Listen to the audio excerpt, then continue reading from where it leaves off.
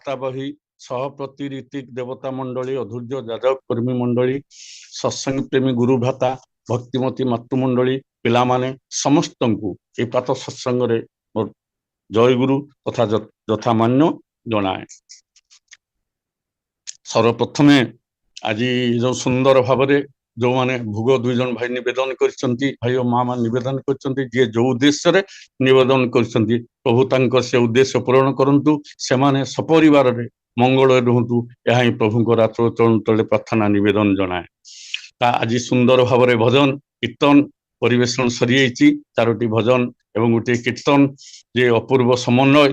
ଗତ ଥର 1545 ଯୋଉ ଦିନ ମୁଁ ସୁଯୋଗଟା ପାଇଥିଲା ଆଲୋଚନା କରିବାରେ, ସେଦିନ ମଧ୍ୟ ଏକି ଆନନ୍ଦ ପରମାନନ୍ଦ କୀର୍ତ୍ତନଟି ଶୁଣିଥିଲି। ଆଜି ମଧ୍ୟ ଆମର ଶ୍ରଦ୍ଧେୟ ଶତ୍ରୁଘ୍ନ ଭାଇ ଢେଙ୍କାନାଳରୁ ସୁନ୍ଦର କୀର୍ତ୍ତନ କରନ୍ତି, ସେ ମଧ୍ୟ ସେ କୀର୍ତ୍ତନଟି ଆଜି ବି ସେଇ କୀର୍ତ୍ତନଟି ଗାଇଲେ।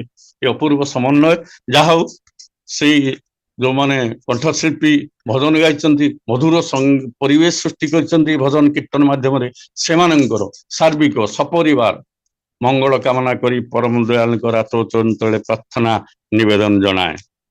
ଭଜନ କୀର୍ତ୍ତନ ପରେ ଇଷ୍ଟ ଆଲୋଚନା, ସଦା ଆଲୋଚନା ବା ଗୁରୁଙ୍କର ଗୁଣଗାନ କରିବା, ଯାହା କୁହାଯାଏ, ତାକୁ ଯାଜନ ବୋଲି ମଧ୍ୟ କୁହାଯାଏ। ଏଇ ଯାଜନ ହଉଛି ସାଧନାର ଗୋଟେ ମୁଖ୍ୟ ଅଙ୍ଗ। ଯାଜନ ହଉଛି ସାଧନାର ଗୋଟେ ମୁଖ୍ୟ ଅଙ୍ଗ।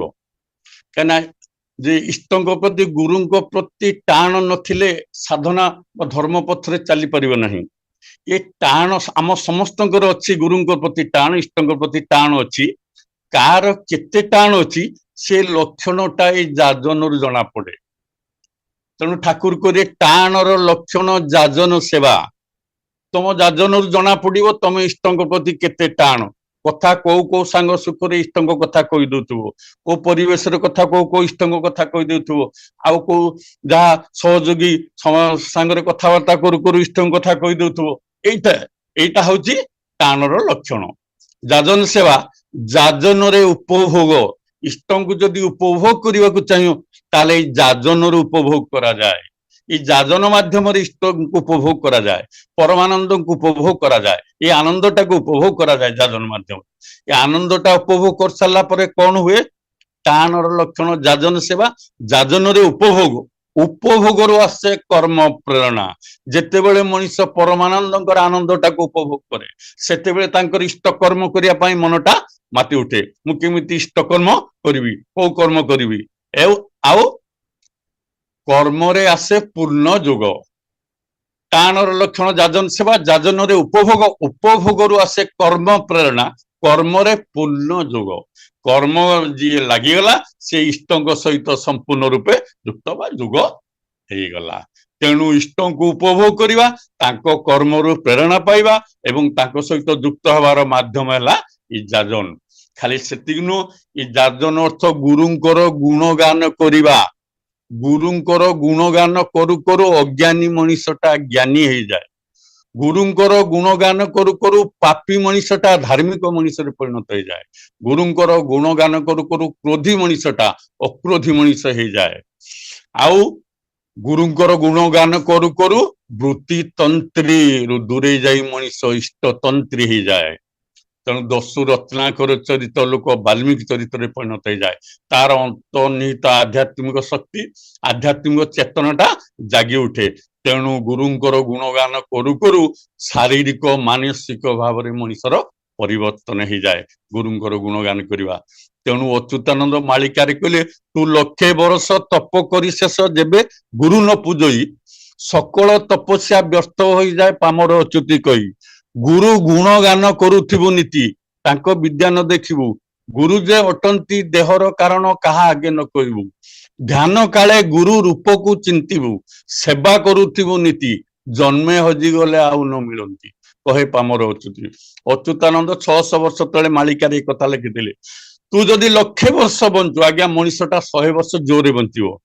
ସିଏ କହିଲେ ତୁ ଯଦି 1,00,000 ବର୍ଷ ବଞ୍ଚୁ, ଏଇ 1,00,000 ବର୍ଷ ଯାକ ଖାଲି ଜପ ତପ କରୁ, ସାଧନା କରୁ, ଆଉ ଗୁରୁ ପୂଜା ବା ଗୁରୁ ଗ୍ରହଣ କରିନାହୁଁ, ତାହେଲେ ସେ 1,00,000 ବର୍ଷର ଜପ ତପ ସାଧନା ତୋର ବ୍ୟର୍ଥ ହେଇଗଲା, ସେ କିଛି କାମକୁ ଆସିବ ନାହିଁ।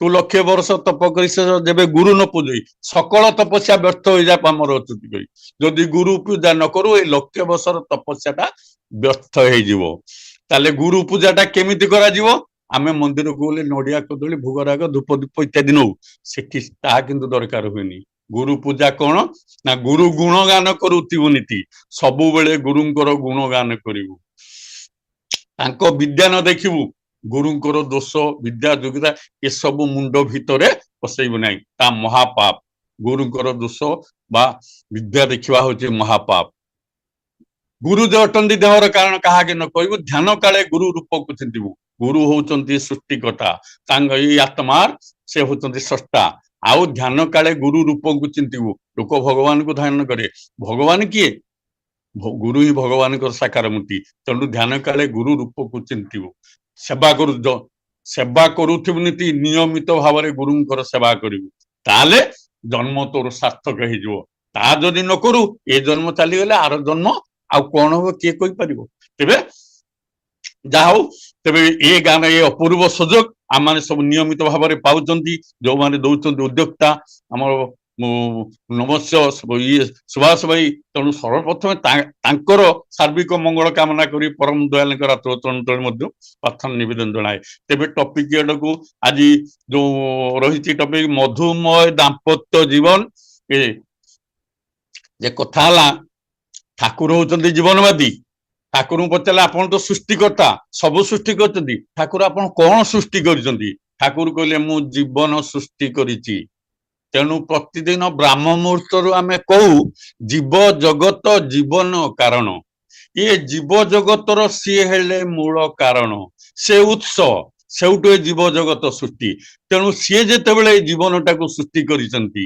ये जीवनटा केमिति सरस सुंदर हम से ही केवल जानती से ही बटाई दियंती जेतेबेले उत्सटू विच्युत हो जाए मनीष दुख जंजाल सड़ी हुए सेतेबेले सी आसंती साकार है एवं से उत्स सहित जोड़ी दवा पाई लोकंकु उत्स विमुख उत्सटू दूरी लोक उत्स सहित जोड़ी दवा पाई से साकार है आसंती तेबे सी जेतेबेले जीवन को सृष्टि कर जीवन को सरस सुंदर करने ठाकुर जीवन को 5 भाग में विभक्त कले गोटे व्यक्ति जीवन दाम्पत्य जीवन पारिवारिक जीवन सामाजिक जीवन और राष्ट्रीय जीवन तेज आमर आप प्रश्न हो पारे आप व्यक्ति जीवन ठू आरंभ करी व्यक्ति जीवन दाम्पत्य पारिवारिक सामाजिक राष्ट्रीय जीवन 5टा जीवन अच्छी आप मझी गोटे जीवन कहीं बाहर कले आलोचना करने आरंभ रू कर शेष रू कर तेज कथाटा हूँ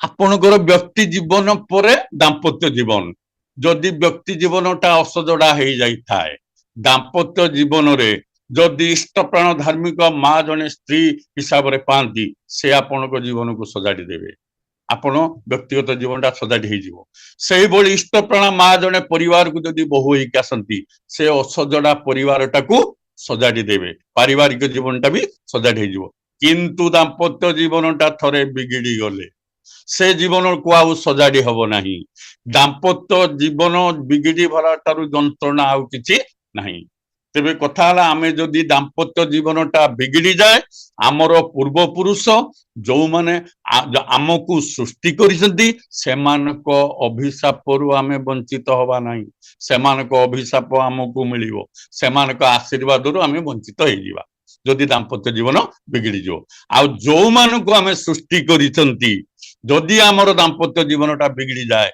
सेमाने विपथगामी हबार रास्ताटा खोली दिबो कारण ठाकुर कहले तुमर दाम्पत्य जीवनटा केते संजत श्रृंखलित पिला दांड को बाहर जना पड़ तेणु आमर उत्तर पुरुष जो मानक आम सृष्टि कर विपथगामी हमार द्वारटा खोली जदि दाम्पत्य जीवनटा बिगिड़ी जाए आउ दाम्पत्य जीवन भली मधुर जीवन आउ जीवन सबुठारु मधुमय जीवन है दाम्पत्य जीवन आ जीवन सबुठारु जदि बिगिड़ी जाए सबुठारु जंत्रणादायक जीवन है दाम्पत्य जीवन कारण ये जीवन जिते जंत्रणादायक हुए दाम्पत्य जीवन जिते बिगिड़ी जाए मनीष आत्महत्या कर उदाहरण रही याठू जंत्रणा आउ किछि नाही अतएव तेणु दाम्पत्य जीवन टाकू आलोचना को प्रसंग को आनिली तेबे सृष्टिर ये जगत विश्व ଜଣେ ଅଦ୍ୱିତୀୟ ଦମ୍ପତିକୁ ଆଖି ଆଗରେ ରଖି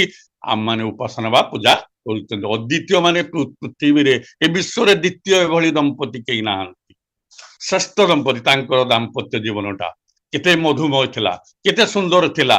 ସେଇ ଜୀବନଟାକୁ ଆମେ ଅନୁସରଣ କରିବା। ତେବେ ଠାକୁର କହିଲେ ସାଂସାରିକ ଜୀବନ ଯାହାର ବିପର୍ଯ୍ୟସ୍ତ, ଆଧ୍ୟାତ୍ମିକ ଚକ୍ଷୁ ତାର ତମସାଚ୍ଛନ୍ନ। ଯଦି ସାଂସାରିକ ଜୀବନଟା ବିପର୍ଯ୍ୟସ୍ତ ହେଇଯାଇଛି, ପାରିବାରିକ ଜୀବନଟା ବିପର୍ଯ୍ୟସ୍ତ ହେଇଗଲା, ଏ ଧର୍ମ ପଥରେ ମୋଟେ ଚାଲିପାରିବ ନାହିଁ। ଖାଲି ଯାହା କରିବ ଅଭିନୟ, ବାସ୍ତବ ଧର୍ମ କରିପାରିବ ନାହିଁ। ତେଣୁ ପ୍ରଥମେ ସାଂସାରିକ ଜୀବନଟାକୁ ସଜାଡ଼ିବାକୁ ପଡିବ। କେମିତି ନା ଏ ଦାମ୍ପତ୍ୟ ଜୀବନ ମାଧ୍ୟମରେ। ଦାମ୍ପତ୍ୟ ଜୀବନ ମାଧ୍ୟମରେ ଝିଅଟି ଯେତେବେଳେ ବିବାହ, ଦାମ୍ପତ୍ୟ ଜୀବନଟା ଆରମ୍ଭ ହୁଏ ବିବାହ ପରେ। ବିବାହ ପରେ ଯୋଉ ଜୀବନଟା ଆରମ୍ଭ ହୁଏ ସେଇଟା ହଉଛି ଦାମ୍ପତ୍ୟ ଜୀବନ। ଝିଅଟିଏ ବୋହୂ ହେଇକି ଆସିଲା ବିବାହ ହେଇକି, ତାର ପ୍ରଥମ କର୍ତ୍ତବ୍ୟ ହେଲା ଯେ ଅସଜଡ଼ା ପରିବାରକୁ ସଜାଡ଼ିବା, ପରିବାରକୁ ସମସ୍ତଙ୍କୁ ସେବା ଦେଇ ଆପଣାର କରିବା। ଏ ହେଲା ତାର ପ୍ରଥମ ଲକ୍ଷ୍ୟ। ସେଥିପାଇଁ ତାକୁ ବହୁ ପ୍ରତିକୂଳ ପରିସ୍ଥିତି ମଧ୍ୟ ଦେଇ ଗତି କରିବାକୁ ପଡିଛି। ଅନେକ ଝିଅଙ୍କ ଠାରୁ ଆମେ ଶୁଣିଛୁ, ଉଦାହରଣ ରହିଛି, ବହୁତ ସ୍ୱସ୍ତୟିନୀ ନେଇଥିବା ଝିଅମାନେ ଅଦୀକ୍ଷିତ ଘରେ ବିବାହ ହେଇଛନ୍ତି।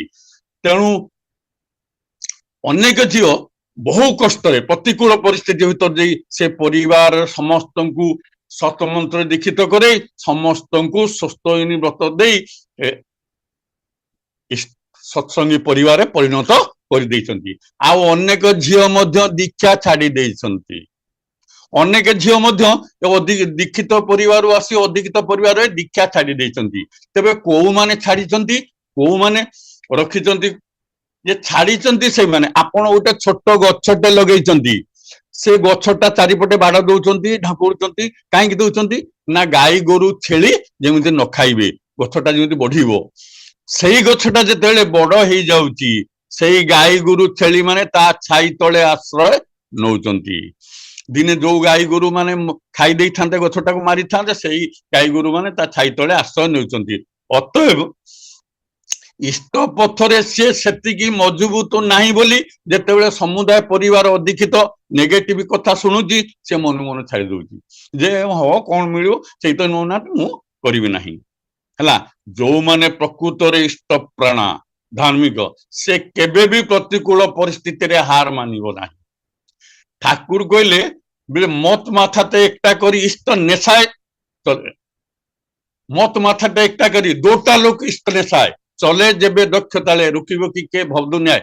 ঠাকুর গোটে বাণী দেলে, যদি এক মন এক প্রাণ হই ইষ্ট নিঃসারে ইষ্ট ঝୁଙ୍କରେ ଚାଲନ୍ତି, ପୃଥିବୀର କୌଣସି ଶକ୍ତି ତାଙ୍କୁ ରୋଧି ପାରିବ ନାହିଁ, ଅଟକେଇ ପାରିବ ନାହିଁ। ଇଷ୍ଟ ନିଶାରେ ଯଦି ଚାଲୁଥିବେ, ଜଣେ ମା ଯଦି, ଯେ ଯେତେ ପରିବାର ଯାକ ଇଷ୍ଟ ବିରୋଧୀ ହୁଅନ୍ତୁ, ସିଏ ଯଦି ଇଷ୍ଟ ଝୁଙ୍କରେ ଚାଲୁଥିବ ଏବଂ ନିଜେ ଠିକ ଭାବରେ ନାମ ଧ୍ୟାନ କରି, ଠିକ ଇଷ୍ଟବୃତ୍ତି କରି, ଠିକ ପ୍ରାର୍ଥନା କରି, ଶାଶୁ ଶ୍ୱଶୁରଙ୍କୁ ପ୍ରଣାମ କରି, ସ୍ୱାମୀକୁ ଯଥା ସେବା କରି ଠିକ ଭାବରେ କରୁଥିବ, ତାର ଜୟ ଅବସମ୍ଭାର।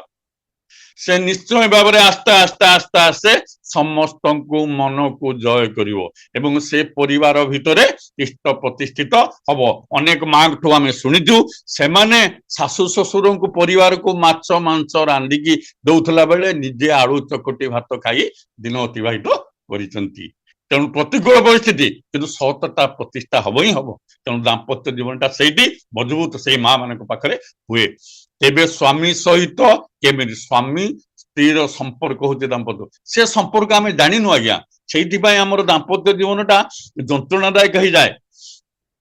ଯେ ସ୍ୱାମୀ ସ୍ତ୍ରୀ ସମ୍ପର୍କ କଣ, ଏ କଥା ଆମେ ଜାଣିନାହୁଁ। ଯେ ଆମେ କଣ ଭାବୁ, ଆମେ ଭାବୁ ସ୍ୱାମୀ ସ୍ତ୍ରୀର ସମ୍ପର୍କ ହେଲା ଯେ ସ୍ୱାମୀ ସ୍ତ୍ରୀର ସମ୍ପର୍କ ହେଲା ଖାଲି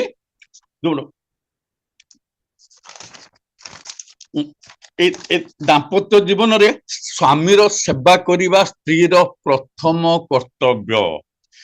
ବଡ ମାଙ୍କ ଜୀବନକୁ ଟିକେ ବିଶ୍ଳେଷଣ କରନ୍ତୁ। बड़ माँ जीवन को विशेषण कर दो दाम्पत्य जीवन रे से धर्म कार्य बोले को मठ मंदिर जाती ना क्या को पूजा आराधना देवदेवी करती ना क्या को उषा व्रत करती ना केवल गोटे पूजा श्री श्री ठाकुर स्वामी पूजा इष्ट से हेले इष्ट से हेले देवता से हेले स्वामी तांकरी पूजा को संतुष्ट करने छड़ा तांकर द्वितीय किछि जीवन आउ आध्यात्मिक कार्य पची ना केवल श्री श्री ठाकुर को संतुष्ट करवा शास्त्र पुराण मध्य से कथा होइछि शास्त्र पुराण मध्य से कथा वर्णना करा जाइछि शास्त्र पुराण रे कोन जेनारी हरि प्राय नीति सेवा करई निज पति सेनारी लक्ष्मी प्राय होई स्वामी हस्तरे हस्त देई स्वामी सहित विष्णु लोके बसई आनंद अशोके स्त्रीर कर्तव्य है केवल स्वामी सेवा करिवो तेणु पुराण कहूची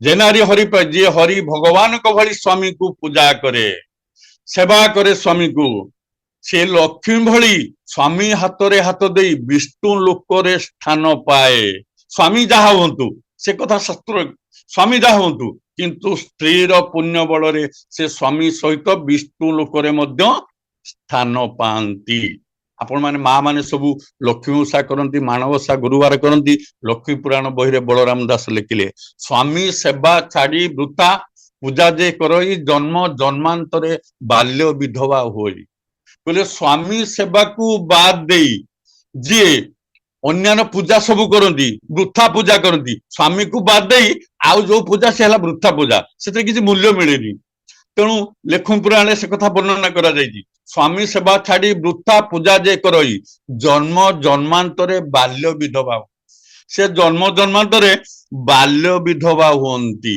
लक्ष्मी पुराण लिखा है श्री श्री बरदा कहले श्री श्री बरदा कहले 133 कोटी 33 कोटी देवादेवी को प्रणाम कले 33 कोटी देवादेवी को प्रणाम कले जो पुण्य फल मिले जने स्त्री जदि तार स्वामी को नियमित दुई ओली प्रणाम करे से पुण्य फल लाभ करे श्री श्री बरदांकर कथा तेबे 33 कोटी देवादेवी को प्रणाम करे जो पुण्य फल मिले स्त्री जदि तार स्वामी को दुई ओली प्रणाम करे से सही पुण्य लाभ करे अतएव स्त्री पाखरे ता स्वामी होची 33 कोटी देवादेवी सहित समान 33 कोटी देवादेवी सहित समान तेणु माँ मानकर पूजा आराधना आम मानकर सब देखा जाए कौन कि आम मानकर देखा जाए जे भाई माने व्यस्त हबनी एडे ऑफिस डेरी होतो कि दुकान को व्यवसाय के जो डेरी होतो सियाडे शीघ्र शीघ्र व्यस्त करते खाइबा को शीघ्र मुंजीबी माँ माने एने घंटी होले पूजा करुथिबे पूजा करते रुह टिके अपेक्षा कर नले तुम बाढ़ी आड़ी खाओ पछे कि मु ठाकुर पूजा करुची अरे ठाकुर जी असल ठाकुर तो व्यस्त हेलेनी सी हूँ तो असल ठाकुर तेणु आमर एटी त्रुटिटा रही जाए ठाकुर से कथा कहले इष्ट इष्ट पक्षरे छुटिले पुरुष प्रज्ञा अनुपमा स्वामी पक्षरे छुटिले नारी स्वामी पक्षरे छुटिले नारी आदर्श छेलर माँ आदर्श संतानर माँ हब जदि स्वामी को अनुसरण करे स्त्री स्वामी को अनुसरण करी करी चले से आदर्श संतान ताले आम स्त्री लोक आम जो भल पिलाटी देखुचु सुंदर पिलाटी देखुचु कौन भावु धन्य तार बापा माँ ता माँ के धार्मिक आम कहीं जाने ना से भली संतान से महात्मा जो महापुरुष मान जन्म होती माँ माने प्रकृत धार्मिक थे कहीं कथा कहते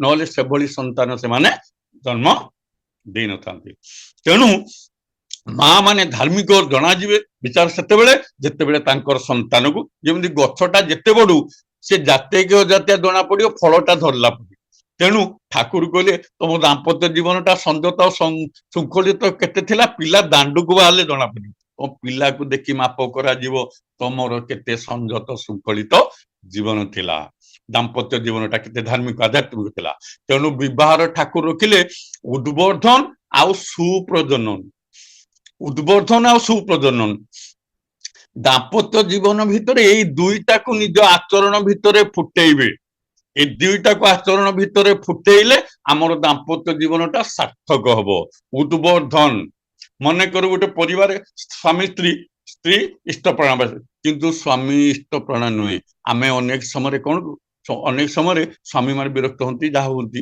କିନ୍ତୁ ସ୍ତ୍ରୀ ମାନେ ଧୈର୍ଯ୍ୟର ସହିତ ସ୍ୱାମୀକୁ ଇଷ୍ଟ ପ୍ରାଣ କରେଇବେ।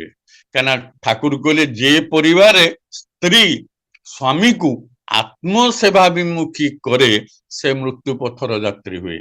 ଯେ ଆଦର୍ଶରେ ଅନୁପ୍ରାଣିତ କରି ବିଶ୍ୱ ସେବାରେ ନିୟୋଜିତ କରେ ତାଙ୍କଠାରେ ନାରାୟଣଙ୍କର ଆବିର୍ଭାବ ହୁଏ।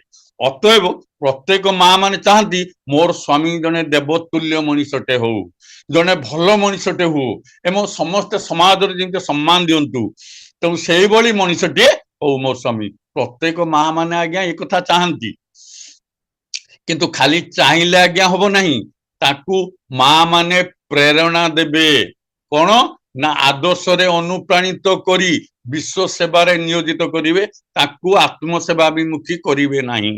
ମା ମାନେ ସ୍ୱାମୀ ମାନଙ୍କୁ ଯେ ଆଦର୍ଶରେ ଅନୁପ୍ରାଣିତ କରି ଇଷ୍ଟ କର୍ମରେ ପଠେଇବେ। ଯୋଉମାନେ ଭାଇ ମନ୍ଦିର ଫନ୍ଦିର କରୁଛନ୍ତି, ବିଭିନ୍ନ କାମରେ ଲାଗି ରହୁଛନ୍ତି ଅନବରତ ଘର ଦ୍ୱାର ଛାଡିକି, ନିଶ୍ଚିତ ଭାବରେ ତାଙ୍କ ମା ମାନଙ୍କର ଅବଦାନ ରହିଛି, ତା ମା ମାନଙ୍କର ତ୍ୟାଗ ରହିଛି। ଜଣେ ପୁରୁଷ ଯଦି ଆଗକୁ ଆଗକୁ ଆଗକୁ ଆଗକୁ ବଢି ଚାଲୁଛି, ତା ମୂଳରେ ତା ସ୍ତ୍ରୀର ପ୍ରେରଣା ରହିଛି। ବିନା ପ୍ରେରଣାରେ ମୁଁ ଯାଇପାରେ, କିନ୍ତୁ ସେ ଯିବାରେ ମୁଁ ଆନନ୍ଦ ପାଇବି ନାହିଁ, କାହିଁକିନା ପଛ ଆଡୁ ଟାଣୁଥିବେ। ତେଣୁ ମା ମାନଙ୍କର କର୍ତ୍ତବ୍ୟ ସଂସାର ସମସ୍ତ ଦାୟିତ୍ୱକୁ ନିଜ ମୁଣ୍ଡରେ ମୁଣ୍ଡେଇ ଭାଇ ମାନଙ୍କୁ ଇଷ୍ଟ କର୍ମରେ ଛାଡିବ, ତାହେଲେ ସେ ଦେବତୁଲ୍ୟ ମଣିଷଟିଏ ହବ। ଠାକୁର କହିଲେ ସ୍ୱାମୀର ଆଦର୍ଶ ଚ୍ୟୁତିରେ ସ୍ୱାମୀ ପତିତ ହୁଅନ୍ତି। ସ୍ୱାମୀର ପତିତ ହବା ଠାରୁ ସ୍ତ୍ରୀର ବଡ ଅମର୍ଯ୍ୟାଦା କଣ? ଜଣେ ସ୍ତ୍ରୀର ସବୁଠାରୁ ବଡ ଅମର୍ଯ୍ୟାଦା ହେଲା ତା ସ୍ୱାମୀ ଯଦି ପତିତ। ସ୍ୱାମୀ ଯଦି ମଦ ଖାଇ ଗଡୁଥିବ, ଇଏ ସ୍ତ୍ରୀ ଯେତେ ଭଲ ଖାଉ ଭଲ ପିନ୍ଧୁ ଯେତେ ଯାହା ଭଲ ରହୁ, ତା ମନଟା ଆନନ୍ଦ ରହିବ କି? ତା ସ୍ୱାମୀ ଯଦି ମଦ ଖାଇ ଗଡୁଥିବ, ପାଞ୍ଚ ଲୋକ ପାଞ୍ଚ କଥା କହୁଥିବେ। ତେଣୁ ସ୍ୱାମୀର ଆଦର୍ଶ ଚ୍ୟୁତିରେ ସ୍ୱାମୀ ଆଦର୍ଶଙ୍କ ଠାରୁ ଯେତେବେଳେ ସ୍ୱାମୀ ଦୂରେଇ ରହିବ, ସେତେବେଳେ ସେ ପତିତ ହବ। ତା ଜୀବନରେ ଯାହା ନାହିଁ ତାହା କରିବ, କାହିଁକିନା ଜୀବନ ତ ଆଦର୍ଶ ତା ଜୀବନ ନାହିଁ। ସେଇଟା ହଉଛି ସବୁଠାରୁ ବଡ ଅମର୍ଯ୍ୟାଦା ସ୍ତ୍ରୀର। ତେଣୁ ସ୍ତ୍ରୀର କର୍ତ୍ତବ୍ୟ ସ୍ୱାମୀକୁ ଆଦର୍ଶ ପ୍ରଣତ କରିବା। ତୁମ ଦ୍ୱାରା ଯଦି ତୁମ ସ୍ୱାମୀଙ୍କର ଜୀବନ ବର୍ଦ୍ଧନ ଉନ୍ନତି ଆଡକୁ ଅଗ୍ରସର ହେଲା, ତୁମର ପତିବ୍ରତା ମିଥ୍ୟା କଥା। ତୁମ ଦ୍ୱାରା ତୁମ ସ୍ୱାମୀଙ୍କ ଯଦି ଜୀବନ ଯଶ ଉନ୍ନତି ଆଡକୁ ଅଗ୍ରସର ନ ହେଲା, ତମ ସ୍ୱାମୀ ଯଦି ଆଦର୍ଶ ଅନୁପ୍ରାଣିତ ନହେଲେ, ଆଦର୍ଶଙ୍କ ଅନୁସରଣ ନ କଲେ, ଆଦର୍ଶଙ୍କ କର୍ମରେ ନ ଲାଗିଲେ, ତାହେଲେ ତୁମ ଦ୍ୱାରା ଯଦି ଏତିକି ପ୍ରେରଣା ତମ ସ୍ୱାମୀକି ଦେଇ ନ ପାରିଲ, କଣ ହେଲା? ତାହେଲେ ତମେ ପତିବ୍ରତା ବୋଲି ଯାହା କହୁଛ ସେଟା ମିଥ୍ୟା କଥା। ସେ ତ ତମେ ସ୍ୱାମୀର ମଙ୍ଗଳ କରିପାରିଲ ନାହିଁ। ସେଥିପାଇଁ ମା ମାନଙ୍କୁ 2ଟି ବ୍ରତ କରିବାର ନିୟମ ଦିଆଯାଇଛି। 2ଟି ବ୍ରତ, ଗୋଟେ ହଉଛି ମାଣବସା ଗୁରୁବାର କରନ୍ତି, ଆଉ ଗୋଟେ ହଉଛି ସାବିତ୍ରୀ ବ୍ରତ କରନ୍ତି। ତାର ବାସ୍ତବତା କାରଣଟା ରହିଛି, ଆମେ କରୁ କଣ ବାସ୍ତବ କାରଣକୁ। ଠାକୁର ଗୋଟେ କଥା କହିଲେ ଯେ ମୋ ବଡ ବୋଉ ନଥିଲେ ମୋ ବ୍ୟକ୍ତି ଜୀବନଟା ଏତେ ନିରୁଦ୍ବେଗ ହେଇନଥାନ୍ତା। ନିରୁଦ୍ବେଗ ମାନେ ଟେନସନ ଫ୍ରି। ଠାକୁରଙ୍କୁ କେତେବେଳେ ବଡମା କେତେବେଳେ ଠାକୁରଙ୍କୁ ଟେନସନ କରେଇ ଦିଅନ୍ତି ନାହିଁ। ଠାକୁରଙ୍କୁ କୋଉ ପ୍ରକାର ଖାଦ୍ୟ ରୁଚି ହବ, ସେ ତାଙ୍କ ପାଖରେ ବସି ଆଳାପ ଆଲୋଚନା କରି ସେଇଟାକୁ ଠଉରେଇ ନିଅନ୍ତି ଏବଂ ସେଇ ପ୍ରକାର ଖାଦ୍ୟ ପ୍ରସ୍ତୁତ କରନ୍ତି। ତାଙ୍କର ମାନସିକ ଅବସ୍ଥାକୁ ଠଉରେଇ ନିଅନ୍ତି। ମା ମାନଙ୍କର କର୍ତ୍ତବ୍ୟ ସେଇଭଳି ହେଲା, ଭାଇ ମାନଙ୍କର ମାନସିକ ଅବସ୍ଥା କିପରି ଅଛି, ଅଫିସ ଯାଇଥିଲେ ଫେରିଛନ୍ତି, କେମିତି ମାନସିକ ଅବସ୍ଥାରେ ଅଛନ୍ତି, କେମିତି କଣ ଅବସ୍ଥାରେ ଅଛନ୍ତି, ଏସବୁକୁ ଅନୁସରଣ କରି ସେଇଭଳି ବ୍ୟବହାର କରିବା ଉଚିତ। କିନ୍ତୁ ଆମମାନଙ୍କ ଘରେ ମା ମାନେ କଣ କରନ୍ତି, ଯଦି ଶାଶୁ କଣ ଟିକେ କହିଦେଇଛି, ଶ୍ୱଶୁର କଣ ଟିକେ କହିଦେଇଛି, ପଡିଶା କିଏ କଣ ଟିକେ କହିଦେଇଛି, ଖାଇବାକୁ ବାଢି ଦେଇ ଆରମ୍ଭ କରିବେ ସ୍ତୋତ୍ର, ଯୋଉଟା କି ମନଟା।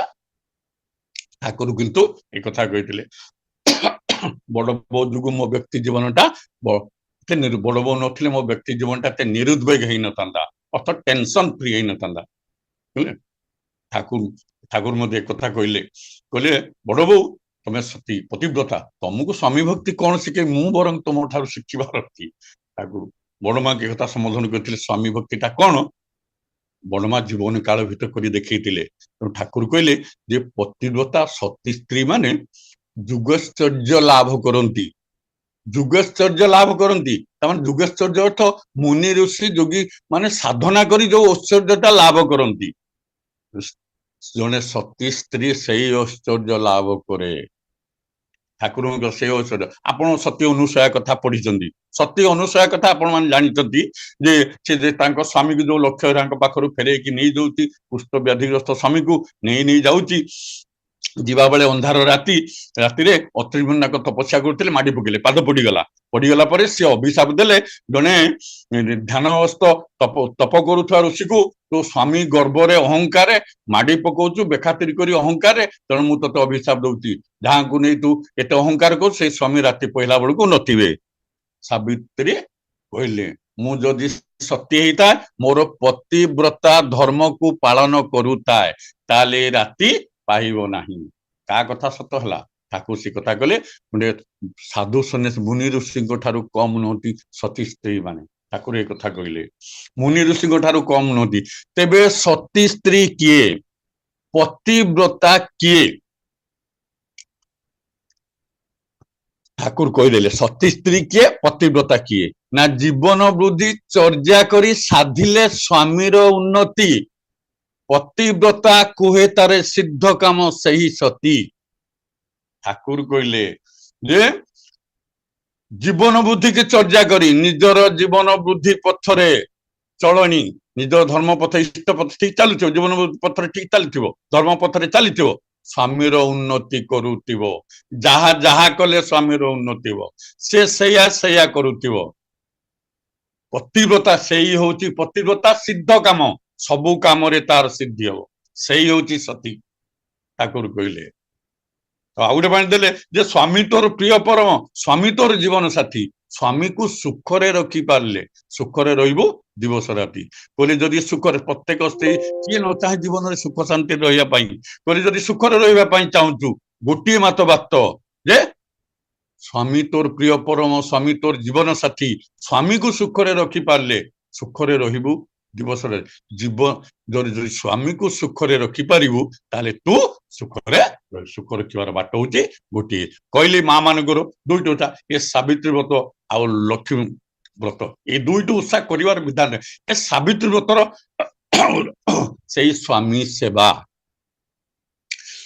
ସେବା କରି ଯେ ସାବିତ୍ରୀ କିପରି ତା ସ୍ୱାମୀକୁ ବଞ୍ଚେଇ ପାରିଥିଲା, ଏଇ ତ କଥା। ଆଉ କଣ ଯେ ସାବିତ୍ରୀ ଗଲା, ଯମରାଜ ନେଇ ଯାଉଥିଲେ, ସାବିତ୍ରୀ ଗଲେ, ଏ ସବୁ କଥା ହେଇ ଯେ ହାତ ଯୋଡି ଯୋଡି ତପ କରି ମୋ ସ୍ୱାମୀଙ୍କ ଜୀବନ, ସେଠୁ କହିଲେ 3ଟା ବର ମାଗ ସ୍ୱାମୀଙ୍କ ଜୀବନକୁ ବାଦ ଦେଇ, ଏସବୁ କହି ଶେଷରେ ତୃତୀୟ ବରଟି ମାଗିଲେ ଯେ ମତେ ସତପୁତ୍ର ଜନନୀ କରିଦିଅ। ସେ ତଥାସ୍ତୁ କହିଦେଲେ, ତେଣୁ ସ୍ୱାମୀ ଆଉ ମଲା ନାହିଁ। ତେବେ କଥାଟା ଏଇଠି ଗୋଟେ କଥା ଆମକୁ ବୁଝିବାରେ ଟିକେ ରହିଯାଏ। ସତପୁତ୍ର ସାବିତ୍ରୀ 100 ପୁଅ କାହିଁ ମାଗିଲେ କଣ ସ୍ୱାମୀ ବଞ୍ଚିବ? 50 ପୁଅ କି 30 20 ମାଗିଥିଲେ କଣ ବଞ୍ଚି ନଥାନ୍ତା? ସତପୁତ୍ର, ଗୋଟିଏ ସତପୁତ୍ର, ସ୍ୱାମୀ ବିନା 100 ପୁଅ ହେଇପାରେ, ଗୋଟିଏ ସତପୁତ୍ରର ଜନନୀ ହେଇପାରିବ ନାହିଁ। ସ୍ୱାମୀ ବିନା ଗୋଟିଏ ବି ସତପୁତ୍ରର ଜନନୀ ହେଇପାରିବ ନାହିଁ। ତେଣୁ ସେ ସତପୁତ୍ର ମାଗିଥିଲେ, ତେଣୁ ସ୍ୱାମୀ ତାଙ୍କର ସତପୁତ୍ର। ଆମେ ସାବିତ୍ରୀ ବ୍ରତ ପାଳନ କରୁ। ସାବିତ୍ରୀ ବ୍ରତରେ ଆଜ୍ଞା ଗୋଟେ ଅଲଗା ନିଆରା ଥାଏ ଭୋଗ। କେନ୍ଦୁ, ଜାମରୋଳ, ତାଳ, ଆପଣ ପଣସ, ଆମ୍ବ, ଏସବୁ କାହିଁକି ଭୋଗ କରାଯାଏ? ଠାକୁର ତ କହିଲେ ବ୍ରତ ନିୟମକୁ ତ୍ୟାଗ କରିବ ନା। କାହିଁକି କରନ୍ତି, କେମିତି କରନ୍ତି? ମା ମାନେ ଏଇ 2ଟା ବ୍ରତ କରୁଛନ୍ତି, କାହିଁକି କରୁଛନ୍ତି, କଲେ କେମିତି କରାଯାଏ, ତାକୁ ଏସବୁ କାହିଁ ଭୋଗ କରାଯାଏ? ଅନ୍ୟ କୌଣସି ଓଷା ବ୍ରତରେ ଏସବୁ କରାଯାଏନି। ଆପଣଙ୍କର କେନ୍ଦୁ, ଜାମରୋଳ, ତାଳ, ପଣସ, ଆମ୍ବ, ଏସବୁ ଅନ୍ୟ କୋଉଠି ଭୋଗ ହୁଏନି। ସେଠି କାହିଁକି କରାଯାଏ? ଆଜ୍ଞା ଆପଣ ଗୋଟେ ଉଦାହରଣ ଦେଲେ ଜାଣିବେ। ଆମର ଯୋଉ ଜଙ୍ଗଲ ସବୁ ଆଦିବାସୀ ପିଲା ଅଛନ୍ତି, ଆମ 2ଟି ଯଦି ବରିଷ୍ଠ ଆଦିବାସୀ ଯୁବକ ଆସିବେ, ଆମର ଏଠି 5-7ଟା ବିରିୟାନୀ ଖିଆ ପିଲାଙ୍କୁ ସେ ହଟେଇ ଦେବେ ଜୋରରେ। ସେ ଯଦି ଲଢିବେ, ଏ 5-7ଟା ବିରିୟାନୀ ଖିଆ ପିଲାକୁ ହଟେଇ ଦେବେ। କାହିଁକି ନା ସେଗୁଡ ହେଲା ତାଙ୍କ ଖାଦ୍ୟର ଗୁଣ। ସେ ଜଙ୍ଗଲଜାତ ଖାଦ୍ୟରେ ଶକ୍ତି ବୃଦ୍ଧି ହୁଏ, ବୀର୍ଯ୍ୟ ବୃଦ୍ଧି ହୁଏ, ଆୟୁ ବୃଦ୍ଧି ହୁଏ। ଏସବୁ ଜଙ୍ଗଲଜାତ ଫଳରେ ଆୟୁ ଶକ୍ତି ବୀର୍ଯ୍ୟ ବୃଦ୍ଧି ହୁଏ। ତେଣୁ ସ୍ତ୍ରୀ ପୂଜା କଲା ବେଳେ ଏସବୁ ଭୋଗରାଗ କରିବ, କରି ସ୍ୱାମୀକୁ ଖୁଆଇବ, ଏଇ ଉଦ୍ଦେଶ୍ୟରେ ଯେ ସ୍ୱାମୀର ଶକ୍ତି ବୃଦ୍ଧି ହବ, ଆୟୁ ବୃଦ୍ଧି ହବ, ବୀର୍ଯ୍ୟ ବୃଦ୍ଧି ହବ, ଏସବୁ ପାଇଁ। କିନ୍ତୁ ଆମମାନେ କଣ କରୁ, ଯେନ ତେନ ପ୍ରକାର ସ୍ୱାମୀ ଅଫିସ ଯିବେ କି ବ୍ୟବସାୟୀ ଯିବେ, ଯେନ ତେନ ପ୍ରକାର ଡାଲମା ଭାତ କରି ବିଦା କରି ଆମେ ଆମର ଓଷା କରିଛୁ, ଯାହା ହଉ ବ୍ୟବସ୍ଥା କରୁ। ତେବେ ଏ ସବୁଠାରୁ ଗୋଟେ ଆଜ୍ଞା ରହିଛି, ଗୋଟେ ଉଦ୍ଦେଶ୍ୟ ରହିଛି। ଆମେ ତାକୁ ଉଦ୍ଦେଶ୍ୟ ନ ବୁଝି, ଠାକୁର କହିଲେନି କାହିଁକି କରନ୍ତି, କେମିତି କରନ୍ତି, ଆକୁ ନ ବୁଝି କଲେ ତାର ମୂଳ ଫଳଟା କିଛି ଆମେ ପାଇବା ନାହିଁ। ଏସବୁ ଗଲା। ମାଣବସା ଗୁରୁବାର ମଧ୍ୟ ସମସ୍ତେ ହେଇଯାଉଛି, ମାଣବସା ଗୁରୁବାର ମଧ୍ୟ କାହିଁକି ମା ମାନେ କରନ୍ତି, ଏ ଶ୍ରିୟା ଚଣ୍ଡାଳୁଣୀ, ଶ୍ରିୟା ଚଣ୍ଡାଳୁଣୀ ଘରକୁ ମା ଲକ୍ଷ୍ମୀ ରହିଗଲେ। ତାର କଣ କୋଠାବାଡି ଘର ଥିଲା? ଆମେ ସବୁ କୋଠାବାଡି ଦେଖିଲେ ଗୋଟେ ଇନ୍ଦ୍ର ଭବନ କହୁଛୁ, କେତେ ସୁନ୍ଦର ଭବନ, ତା ଭିତରେ ଯେ କଣ ଅଛି ସେ କଥା ଆମେ କଣ ଜାଣୁଛୁ? ଲକ୍ଷ୍ମୀ କାହିଁକି ସେ ଶ୍ରିୟା ଚଣ୍ଡାଳୁଣୀ ଘରେ ରହିଲେ? ପୁରୀରେ କଣ ଆଉ ବଡ ବଡ କୋଠା ଘର ନଥିଲା? କିଏ ଅଲରା ବଲରା ହେଇ ଶୋଇଛି, କାହା ଘର ଝାଡୁ ଓଳା ହେଇନି, କିନ୍ତୁ ଶ୍ରିୟା ଚଣ୍ଡାଳୁଣୀ ପରିଷ୍କାର ପରିଚ୍ଛନ୍ନ, ପରିଷ୍କାର ପରିଚ୍ଛନ୍ନ ଘର ଦ୍ୱାର ସବୁ ସଫା କରି ରହିଛି। ସେଇଟା ସଦାଚାର ପାଳନ କରୁଛି। ଲକ୍ଷ୍ମୀ ତା ଘରକୁ ଗଲେ ଏବଂ ରହିଗଲେ ଶ୍ରିୟା ଚଣ୍ଡାଳୁଣୀ ଘରେ। ତେଣୁ ଠାକୁର କହିଲେ ସଦାଚାରେ ବଞ୍ଚେ ବଢେ, ଲକ୍ଷ୍ମୀ ବନ୍ଦା ତାରି ଘରେ। ଲକ୍ଷ୍ମୀ ତା ଘରେ ବନ୍ଧା ହେଇଯାନ୍ତି। ଠାକୁର ଏ କଥା କହିଲେ, ଲକ୍ଷ୍ମୀ ମଧ୍ୟ ରହିଯାଇଥିଲେ ସେ ଠାକୁର ଏ କଥା ମଧ୍ୟ କହିଲେ। ତେଣୁ ସଦାଚାର ପାଳନ କରିବା ମା ମାନେ ଗୋଟେ ବିଶେଷ ହେଲା। ଆଉ ଶାଶୁ ଶ୍ୱଶୁର ଅନ୍ୟାନ୍ୟ ମାନଙ୍କର ଏଇ ସୁନ୍ଦର ଭାବରେ ଆଚାର୍ଯ୍ୟ ଦେବ ଏଥର ସୁନ୍ଦର ସୁନ୍ଦର ସହଜ ସରଳ କଥା କହିଲେ। ଶାଶୁ ମନେକର ଦୁଷ୍ଟ ହେଇଛନ୍ତି, ଟିକେ କଳି କରୁଛନ୍ତି, ଆପଣ ଯେତେବେଳେ ଶାଶୁ କଳି କରିବା ଆରମ୍ଭ କରିବେ, ମା ମାନଙ୍କୁ ସବୁ କହିଲେ, ଆଚାର୍ଯ୍ୟ ଦେବ କହିଲେ ଇୟର ଫୋନ ଟା ଦେଇ ଓଡଣା ଦେଇଦବ, ଓଡଣା ଦେଇଦବ, ଇୟର ଫୋନ ଟା ଦେଇ ଗୀତ ଲଗେଇଦବ, ୟାକୁ ଶୁଣୁଥିବ ଶୁଣୁଥିବ। ତେଣୁ ଶାଶୁ କଣ କହିଲେ ଶୁଣିପାରିବନି, ଶୁଣିଲେ ସିନା ରାଗଟା ହବ, ଆଉ ଶୁଣିପାରିବନି। ସେଇଠି ଠାକୁର ମଧ୍ୟ ନାରୀ ନୀତି ସେଇ କଥା କହିଛନ୍ତି। କଣ କହିଛନ୍ତି ନା, ଶାଶୁ ଯଦି ଗଞ୍ଜଣା ଦାୟିନୀ ହେଇଥାନ୍ତି, ଶାଶୁ ଯଦି ଗଞ୍ଜଣା ଦାୟିନୀ ହେଇଥାନ୍ତି ବି ତାଙ୍କ ଗଞ୍ଜଣାରେ ପ୍ରତିବାଦ କର ନାହିଁ, ପ୍ରତିରୋଧ କର ନାହିଁ, ପ୍ରତ୍ୟୁତ୍ତର କର ନାହିଁ। ଶାଶୁ ମୁହଁରେ କିଛି ପ୍ରତ୍ୟୁତ୍ତର କର ନାହିଁ, ପ୍ରତିବାଦ କରନି, ବରଂ ତାଙ୍କର ପ୍ରୟୋଜନ ଗୁଡିକୁ ଠିକ ଭାବରେ ଯୋଗେଇ ଦିଅ। ଯେ ଶାଶୁ ଟିକେ ସକାଳୁ ଚାହା ପିଉଛନ୍ତି, କି 10ଟା ବେଳେ ପଖାଳ ଦିଟା ଖାଉଛନ୍ତି, କି ରାତି ଏ ପ୍ରକାର କରୁଛନ୍ତି, କି ଗୋଡ ହାତ ପିନ୍ଧା ସନ୍ଧ୍ୟାବେଳେ ଟିକେ ଗୋଡ ମୋଡା ଦରକାର, ସେଇ ସେବାଟାକୁ ଯୋଗେଇ ଦିବ, ଜୟ ଅବସମ୍ଭାବୀ। ତମେ ତମର ନିଶ୍ଚିତ ଭାବରେ ଜୟ ହେବ ଏବଂ ଲକ୍ଷ୍ମୀ ବହୁଟିଏ ହେଇକି ପାରିବ। ଏସବୁ ଜିନିଷଟା ଆଚାର୍ଯ୍ୟ ସୁନ୍ଦର ଭାବରେ କହିଲେ। କିଏ ଜଣେ ଆମକୁ ଗୋଟେ ମିନିଟ କହିଦେଲା, ଆମେ ସାରା ଦିନ ମୁଣ୍ଡଟାକୁ ଟେନସନ କରୁ। ସେ ମତେ ଏ କଥା କହିଲା, ସେ ମତେ ଏ କଥା କହିଲା, ସିଏ କିନ୍ତୁ ଗୋଟେ ମିନିଟ କହିଥିବ, ଆମେ ସାରା ଦିନଟାକୁ ମୁଣ୍ଡଟାକୁ ଗରମ କରୁ। ସାଧାରଣ ଭାବରେ ସହନଶୀଳତା। ମତେ ଯଦି ଦାଣ୍ଡରେ ଜଣେ ଦିନ ଯାକ ଗାଳି କରେ, ମୋର କିଛି ବି କ୍ଷତି ହବ ନାହିଁ, ତାହେଲେ ମୁଁ ଏଥିରେ ବାହାରିବାର ପ୍ରତ୍ୟୁତ୍ତର କରିବାରେ କଣ ଅଛି? ଶାଶୁ କହିବେ, ଶ୍ୱଶୁର କହିବେ, ଏସବୁ ଗୁରୁଜନ କହିବେ, ଯିଏ ସହିପାରେ ସେ ହିଁ ବହିପାରେ, ସିଏ ହଉଛି ପ୍ରକୃତ ଗୁରୁ। ତେଣୁ ଏଇଟା ହଉଛି ପାରିବାରିକ ଜୀବନର ଅତି। ମୁଁ ଶୁଣିଥିଲି ଗୋଟେ କଥାଟିଏ, ପୁରୁଣା କଥାଟିଏ, ଯେ ଶାଶୁ ବୋହୂ ସବୁବେଳେ ଝଗଡା ଲାଗନ୍ତି, ଶାଶୁ ବୋହୂ ସବୁବେଳେ ଝଗଡା ଲାଗନ୍ତି। ଇଏ ବୋହୂ ଆଉ ସମ୍ଭାଳି ପାରିଲାନି, କେତେ ଶାଶୁ କଥା ଶୁଣିବ। ଠାକୁରଙ୍କ ପାଖକୁ ଆସିଲେ, କହିଲେ ଠାକୁର ମୁଁ ଆଉ ଶାଶୁ, ଠାକୁର କହିଲେ ଶାଶୁ ତାଙ୍କର ପ୍ରୟୋଜନ ଗୋଟେ ସେବା ଶୁଶ୍ରୂଷା ଯାହା କଥା ଠାକୁର କହିଲେ, ଆଉ ସେ ବୋହୂ ବୁଝିବା ପାଇଁ ନାରାଜ।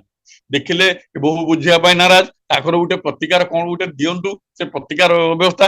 ଠାକୁର ସେଠୁ କହିଲେ ଗୋଟେ ଗିଲାସ ବୋତଲ ଆଣ, ଗୋଟେ ବୋତଲ ଦେଲେ, ଢାଳରେ ପାଣି ଥିଲା, ସେଠୁ ସେଇ ବୋତଲରେ ପୁରେଇ ଦେଇକି କହିଲେ ୟାକୁ ନେଇଯିବ ବୋତଲଟିକୁ।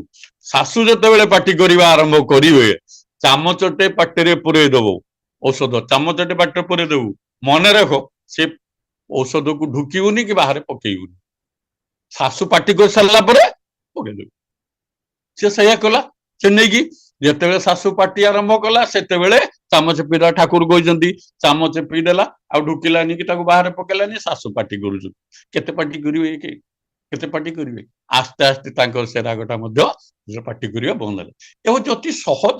ଶୁଣ, ଆମେ ସେ ସହନଶୀଳତା ନାହିଁ ପାରିବାରିକ ଜୀବନରେ, ଏଇଟା ହଉଛି ସବୁଠାରୁ, ଏଇ କଥାଟା ଆମେ ଏ ତ ମା ମାନେ କଥା ଗଲା। ତେଣୁ ଠାକୁର ଗୋଟେ ବାଣୀ ଦେଲେ, ପୁରୁଷ ଛୁଟିବ ଇଷ୍ଟ ପଛରେ ତାର ପଡା ପଡୋଶୀଙ୍କୁ ନେଇ, ସ୍ତ୍ରୀ ଛୁଟିବ ପୁରୁଷ ପଛରେ ତାର ସମସ୍ତ ସତୀତ୍ୱ ଦେଇ। ଏକଥା ଯୋଉଠି ନାହିଁ, ଲକ୍ଷ୍ମୀ ଦେବୀ କଣ ସ୍ୱର୍ଗରୁ ଆସିବେ ଉପହାର ଦେବା ପାଇଁ? ଆମେ ଲକ୍ଷ୍ମୀମତ ହବୁ, ଏ ରୋଗ ଶୋକ ଦୁଃଖ ଏସବୁ ଲାଗି ରହିବ, ଆମେ ଲକ୍ଷ୍ମୀ ଛଡା ହେଇଯିବା ଯଦି ଏଇ ଧାରାଟା ଠିକ ନ ରହେ। କୋଉ ଧାରାଟା ନା, ପୁରୁଷ ଛୁଟିବ ଇଷ୍ଟ ପଛରେ ତାର ପଡା ପଡୋଶୀଙ୍କୁ ନେଇ, ପଡା ପଡୋଶୀଙ୍କୁ ନେଇକି ସେ ଇଷ୍ଟ ପଛରେ ଛୁଟିବ, ଇଷ୍ଟ କର୍ମରେ ଛୁଟିବ, ପଡା ପଡୋଶୀଙ୍କୁ ନେଇ। ସ୍ତ୍ରୀ ଛୁଟିବ ପୁରୁଷ ପଛରେ ତା ସମସ୍ତ ସତୀତ୍ୱ ଦେଇ। ସ୍ତ୍ରୀ କଣ କରିବ ନା ପୁରୁଷ ପଛରେ ପୁରୁଷର ସମସ୍ତ ପ୍ରୟୋଜନକୁ ପୂରଣ କରିବା ପାଇଁ ବା ତାକୁ ପ୍ରେରଣା ଦଉଥିବ ଛୁଟିବ। ତାହେଲେ ଠାକୁର କହିଲେ ଏକଥା ଯୋଉଠି ନାହିଁ, ଲକ୍ଷ୍ମୀ ଦେବୀ କଣ ସ୍ୱର୍ଗରୁ ଆସିବେ ଉପହାର ଦେବା ପାଇଁ? ଏ ଲକ୍ଷ୍ମୀ ତମେ ଯେତେ ଉଷାବ୍ରତ କର ଆଉ ଲକ୍ଷ୍ମୀବନ୍ତ ହେଇଯିବ? ବରଂ ରୋଗ ସୁଖ ଦୁଃଖରେ ଲାଗି ରହିବ। ତେବେ ଦାମ୍ପତ୍ୟ ଜୀବନଟା ହଉଛି ଏଇଆ। ଥରେ ଠାକୁର ବସିଛନ୍ତି, ଇଏ ତ ଗଲା ଭାଇ ମା ମାନଙ୍କ କଥା, ଯେ ମା ମାନଙ୍କ କଣ ହୁଏ, ଠାକୁର ବସିଛନ୍ତି, ଭକ୍ତ ମାନେ ସବୁ ବସିଛନ୍ତି, ଠାକୁର ପଚାରିଲେ ଆରେ ତମମାନଙ୍କ ଭିତରୁ ବୈକୁଣ୍ଠକୁ କିଏ ଯିବ? ତମମାନଙ୍କ ଭିତରୁ ବୈକୁଣ୍ଠକୁ କିଏ ଯିବ? ସମସ୍ତ ମନରେ ଆଗ୍ରହ ହେଲା, ଠାକୁର କଣ ଏକଥା କହିଲେ ବୈକୁଣ୍ଠକୁ ଯିବା କଥା? ଖୁଦ ବୈକୁଣ୍ଠାଧିପତି ଯେତେବେଳେ ଆମନ୍ତ୍ରଣ କରୁଛନ୍ତି, କିଏ ବା ନ ଯିବା ପାଇଁ ଚାହିଁବ? ଠାକୁର ହଁ ସମସ୍ତେ କହିଲେ ଠାକୁର ଆମେ ଯିବୁ। ହଁ ଠାକୁର ଆମେ ଯିବୁ। କହିଲେ ସମସ୍ତେ ବୈକୁଣ୍ଠ ନା? ହଁ। କହିଲେ ମତେ ତମେ କେମିତି ଦେଖ? ନା ଆପଣ ଆମର ଗୁରୁ ଇଷ୍ଟ ବା ଭଗବାନ, ଆମର ତ ସବୁ କିଛି। ବଡ ଖୋକାକୁ କେମିତି ଦେଖ? ଗୁରୁ ପୁତ୍ର ଗୁରୁବତ, ଗୁରୁ ପୁତ୍ର, ତାଙ୍କୁ ମଧ୍ୟ ଗୁରୁଙ୍କ ଭଳି ଦେଖୁ। ଆଉ ମୋର କନ୍ୟା ସାଧନ, ଆଜ୍ଞା ସେ ମଧ୍ୟ ସେଇଭଳି ଆମେ ସମାନ ଭକ୍ତି କରୁ, ଗୁରୁ କନ୍ୟା ସମାନ ଭକ୍ତି କରୁ। ନା ମୋ ଝିଅ ତମ ଘରେ ଅଛି, ମୋ ଝିଅ ତମ ଘରେ ଅଛି, ତାକୁ ସେଇଭଳି ଦେଖିବ। ଦେଖନ୍ତୁ ସବୁ ଶାସ୍ତ୍ର ପୁରାଣ ଏଇଠି ରହିଗଲା। ଠାକୁର ଦେଇଦେଲେ, ପୁରା ବାଟଟା ଦେଖେଇଦେଲେ ଯେ ମୋ ଏ ଠାକୁରଙ୍କ ଝିଅ ଭଳି ଭାବିବ, ସ୍ତ୍ରୀକୁ ଠାକୁରଙ୍କ ଝିଅ ଭଳି ଭାବିବ। ଶାସ୍ତ୍ରରେ ଅଛି ଯତ୍ର ନାର୍ଯ୍ୟସ୍ତୁ ପୂଜ୍ୟନ୍ତେ ତତ୍ର ରମ୍ୟନ୍ତେ ଦେବତା। ଯେଉଁ ପରିବାରେ, ଯେଉଁ ଘରେ ମା ମାନେ ଯଥା ସମାନ ପୂଜ୍ୟନ୍ତେ ମାନେ କଣ ଧୂପ ଦୀପ ଦେଇ ଯଥା ସମ୍ମାନ ପାଆନ୍ତି, ସମ୍ମାନର ସହିତ ରୁହନ୍ତି, ସେ ପରିବାରେ ଦେବାଦେବୀ ମାନେ ବିଚରଣ କରନ୍ତି, ଦେବାଦେବୀ ମାନେ ବୁଲନ୍ତି। ଅତଏବ ଯୋଉଠି ଦେବାଦେବୀ ମାନେ ବୁଲନ୍ତି ସେଇଟା ତ ବୈକୁଣ୍ଠ। ଯୋଉଠି ତ ଦେବାଦେବୀ ମାନେ ବୁଲିଲେ ସେଇଟା ତ ହଉଛି ବୈକୁଣ୍ଠ। ତେଣୁ ବୈକୁଣ୍ଠ ଯିବା ପାଇଁ ଠାକୁର କହିଲେ, ତେଣୁ ଏଇ ଘରଟା ମଧ୍ୟ ବୈକୁଣ୍ଠ ହେଇଯିବ। ତେଣୁ ଠାକୁର କହିଲେନି କୋଥାয় ସ୍ୱର୍ଗ କୋଥାয় ନର୍କ କିଏ ବୋଲେ ତା ବହୁ ଦୂର। ଆମେ କୋଉ ସ୍ୱର୍ଗ ଯାଇ କୋଉଠି, ନର୍କ ଯାଇ କୋଉଠି? ଠାକୁର କହିଲେ କିଏ ବୋଲେ কোথায় স্বর্গ কোথায় নরক কে বলে তা বহু দূর, মানুষের মাঝে স্বর্গ নরক, মানুষ তো সুরাসুর। রিপুর তাড়নে আমাদের বিবেক যখন পায় গো লয়, আত্মগ্লানির নরক অনলে তখন পুড়িতে হয়। প্রেম প্রীতির পুণ্য বন্ধনে মিলি যেবে পরস্পর, স্বর্গ আসি দাঁড়ায় তখন আমাদের কুড়িয়ে ঘর। ইয়ে কুড়িয়া ঘর ভিতরে মধ্যে স্বর্গ সুখ মিলে, বৈকুণ্ঠর সুখ আনন্দ মিলে যদি পরস্পর স্নেহ প্রীতি প্রেমরে ରୁହନ୍ତି। ଆଉ ଯୋଉଠି ଆତ୍ମଗ୍ଲାନିରେ ସବୁ ରିପୁର ତାଡନରେ ପରସ୍ପର ମୁହଁ ପୋଡାପୋଡି ଗାଳିଗୁଲଜ କ୍ରୋଧ ହିଂସା ଚାଲେ, ସେ ଘର ନର୍କର ଯନ୍ତ୍ରଣା ସହିତ ସମାନ। ଅତଏବ ଏ ମଣିଷ ସ୍ୱର୍ଗ କରିପାରେ, ଏ ମଣିଷ ନର୍କ ମଧ୍ୟ କରିପାରେ। ଏଇ କୁଡିଆ ସେ କୋଠା ଘର ହଉ କୁଡିଆ ଘର ହଉ, ଏଇଠି ବି ବୈକୁଣ୍ଠ ସୁଖ ମିଳେ, ସ୍ୱର୍ଗ ସୁଖ ମିଳେ, ଏଇଠି ବି ନର୍କର ଯନ୍ତ୍ରଣା ମିଳେ। ତେଣୁ ଶାସ୍ତ୍ରରେ କହିଛି ସ୍ତ୍ରୀ ନଥିବା ପୁଂସକୁ କାହିଁରେ ନ ଗଣି, ସ୍ତ୍ରୀ ଲାଗି ସଂସାରରେ ଜନମନ୍ତି ପ୍ରାଣୀ, ସ୍ତ୍ରୀ ଗୃହଲକ୍ଷ୍ମୀ ପୁଣି କରେ ବଂଶୋଦ୍ଧାର, ସ୍ତ୍ରୀ ଲାଗି ପିତୃଏ କରନ୍ତି ପିଣ୍ଡହାର, ସ୍ତ୍ରୀ ସର୍ବଧର୍ମ ସ୍ତ୍ରୀ ପୁଣି ପୁଣ୍ୟଦାତା, ସ୍ତ୍ରୀ ଲାଗି ନବ ସୃଷ୍ଟି ରଚିଲେ ବିଧାତା। ଶାସ୍ତ୍ରରେ ଏକଥା କୁହାଅଛି ସ୍ତ୍ରୀ ନଥିବା ପୁଂସକୁ କାହିଁରେ ଗଣି, ଯାହାର ସ୍ତ୍ରୀ ନାହିଁ ସେ କୋଉଥିରେ ଗଣତି ହୁଏ ନାହିଁ, ପୁଣ୍ୟ କାମରେ ଗଣତି ହୁଏ ନାହିଁ। ସ୍ତ୍ରୀ ଲାଗି ସଂସାରରେ ଜନ୍ମ, ଆମେ ଯେତେ ସବୁ ଜନ୍ମ ହେଇଛନ୍ତି ମା ମାନଙ୍କ ପାଇଁ, ଏ ମା ମାନେ ଆମକୁ ଜନ୍ମ ଦେଇଛନ୍ତି, ସଂସାରରେ ଜନ୍ମ। ସ୍ତ୍ରୀ ଗୃହ ଲକ୍ଷ୍ମୀ, ସ୍ତ୍ରୀ ହଉଛି ଗୃହ ଲକ୍ଷ୍ମୀ, ସେ ଗୃହକୁ ଉନ୍ନତିରୁ ଉନ୍ନତି ପଥରେ ନେଇ ଚାଲେ, ଗୃହର ଉନ୍ନତି କରେ। ସ୍ତ୍ରୀ ଗୃହ ଲକ୍ଷ୍ମୀ ପୁଣି କରେ ବଂଶୋଦ୍ଧାର, ଏ ବଂଶର ଉଦ୍ଧାର କରେ ସ୍ତ୍ରୀ, ପିତୃପୁରୁଷଙ୍କୁ ପିଣ୍ଡ ଦାନ କରେ ସ୍ତ୍ରୀ। ତେଣୁ ଆମମାନଙ୍କ ଘରେ ଅଛି ଅବିବାହିତ ପୁଅ ମାନେ ପିତାମାତାଙ୍କର ଶ୍ରାଦ୍ଧ ଦେଇପାରନ୍ତି ନାହିଁ, ତେଣୁ ସ୍ତ୍ରୀ ମାନେ କଣ କରନ୍ତି ବଂଶୋଦ୍ଧାର କରନ୍ତି। ସ୍ତ୍ରୀ ପିତୃ କରନ୍ତି ପିଣ୍ଡାର, ସ୍ତ୍ରୀ ସର୍ବଧର୍ମ, ସେ ହଉଛି ସର୍ବଧର୍ମ ପୁଣି ପୁଣ୍ୟଦାତା, ସେ ହଉଛି ପୁଣ୍ୟ ଦିଏ, ତାଙ୍କ ଯୋଗୁ ସବୁ ପୁଣ୍ୟ ଫଳ ମିଳେ ସ୍ତ୍ରୀ ମାନଙ୍କ ଯୋଗୁ। ସ୍ତ୍ରୀ ଲାଗି ନବ ସୃଷ୍ଟି ରଚିଲେ ବିଧାତା, ଏଇ ବିଧାତା ସୃଷ୍ଟି କଲେ ଏଇ ମା ମାନଙ୍କ ପାଇଁ। କିନ୍ତୁ ଆମେ ମା ମାନଙ୍କୁ ସେଇଭଳି ସମ୍ମାନ ଦଉଛୁ ତ?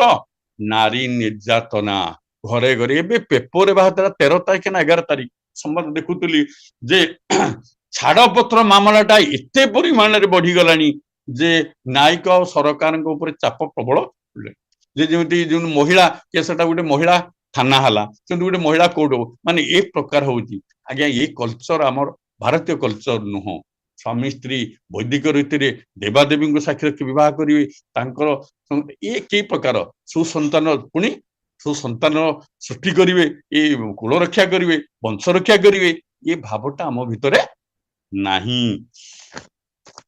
ତେଣୁ ଆଜି ଛାଡପତ୍ର ସ୍ୱାମୀ ସ୍ତ୍ରୀ ଭିତରେ ବିଦ୍ୱେଷ ଆଉ ଏ ପ୍ରାୟ ଏ ଘର ମାନଙ୍କରେ ହୁଏ ଆଉ ଆମେ ଦେଖୁଛନ୍ତି ଯାହାଙ୍କୁ ଆଖି ଆଗରେ ରଖି ଆମେ ଉପାସନା କରୁଛନ୍ତି ତାଙ୍କର ଦାମ୍ପତ୍ୟ ଜୀବନଟା କେମିତି ଥିଲା ଆମେ ଯାହା ଦେଖୁଛନ୍ତି ଦୁଇଟି ଶରୀର ଗୋଟିଏ ଆତ୍ମା ସ୍ୱାମୀ ସ୍ତ୍ରୀର ସମ୍ପର୍କଟା ସେମିତି ହବା ଉଚିତ କେମିତି ନା ଶରୀର ଦୁଇଟି ଆତ୍ମା ଗୋଟିଏ ଶରୀର ଦୁଇଟି ମନ ଗୋଟିଏ ଏଇ ହେଉଛି ସ୍ୱାମୀ ସ୍ତ୍ରୀର ସମ୍ପର୍କ ଏ ସମ୍ପର୍କଟା ଆମ କିନ୍ତୁ ରୁହେ ନାହିଁ ଘର ଏ ହେଲା ଉଦ୍ବୋଧନ କଥା ଆଉ ସୁପ୍ରଜନନ କଥା ସୁସନ୍ତାନର ଜନକ ଜନନୀ ହବା ଆଜ୍ଞା ପ୍ରତ୍ୟେକ ଦମ୍ପତିର ଗୋଟେ ଲକ୍ଷ୍ୟ ଥାଏ ଯେ ଆମେ ସୁସନ୍ତାନର ଜନକ ଜନନୀ ହବା କିନ୍ତୁ କଣ ହୁଏ ନା ଯୋଉଦିନ ସନ୍ତାନଟି ହୁଏ ଭାରି ଆନନ୍ଦ ହୁଏ କିନ୍ତୁ ଜୀବନରେ ସବୁଠାରୁ ଦୁଃଖ ସମୟ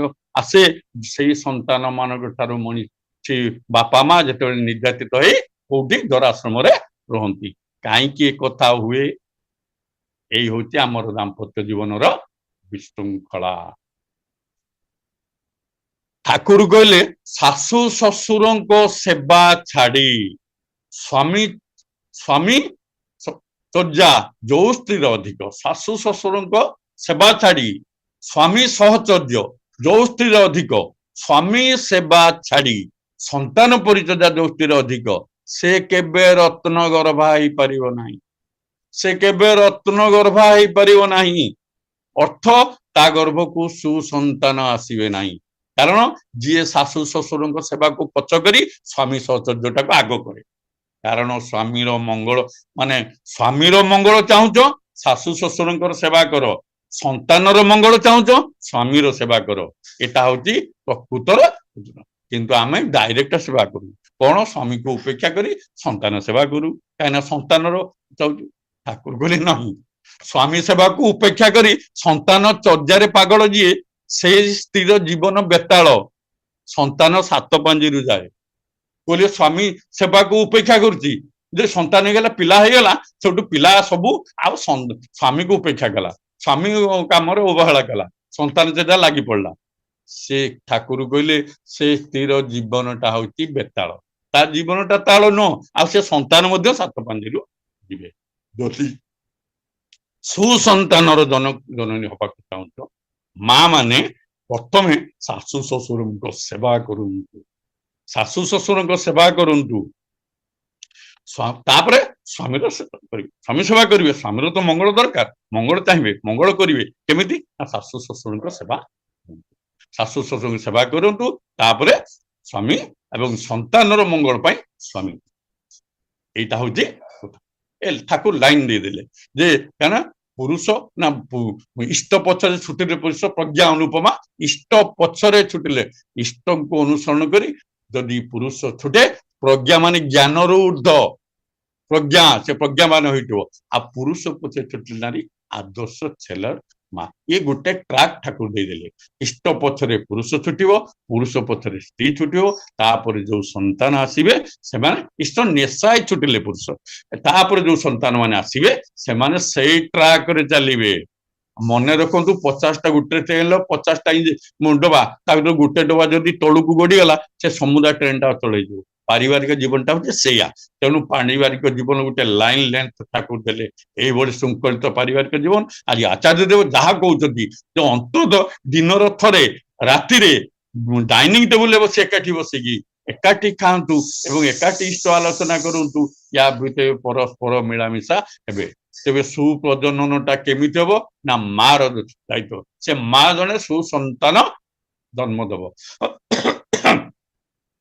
এইটা হচ্ছে ঠাকুর ଦେଇଦେଲେ ବିଧାନଟା ଯାହାକୁ ଗର୍ଭରେ ଧାରଣ କରୁଛ ତାକୁ ତାର ପରିଚର୍ଯା ଗର୍ଭାରମ୍ଭ ଦିନଠାରୁ କରିବ। ଆମେ ସନ୍ତାନ ଜନ୍ମ ହେଲା ପାଖରୁ ପରିଚର୍ଯା କୋଉଠି ପଢେଇବା, କେମିତି ସେବା ସୁଧା, କୋଉ ଡାକ୍ତର ପାଖକୁ ନବା, ଏସବୁ ଇତ୍ୟାଦି ଇତ୍ୟାଦି।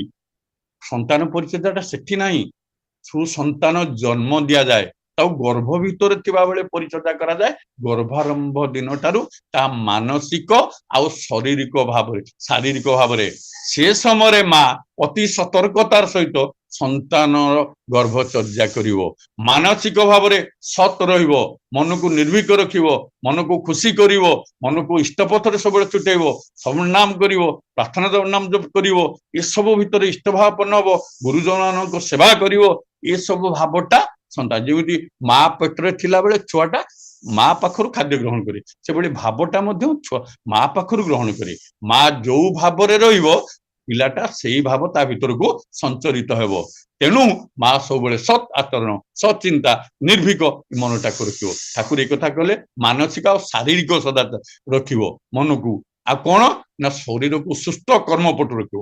ସେତେବେଳେ ଅଳସୁଆ ହେଇକି ମା ମାନେ ସବୁବେଳେ କଣ କରନ୍ତି, ନାଇଁ ଯେତେ କର୍ମପଟୁ କରିବ, ଶରୀରକୁ ସୁସ୍ଥ ରଖିବ, ପରିଷ୍କାର ପରିଚ୍ଛନ୍ନ ରଖିବ, ଗର୍ଭସ୍ଥ ସନ୍ତାନ ତାଇଁ ଉପଭୋଗ କରିବ।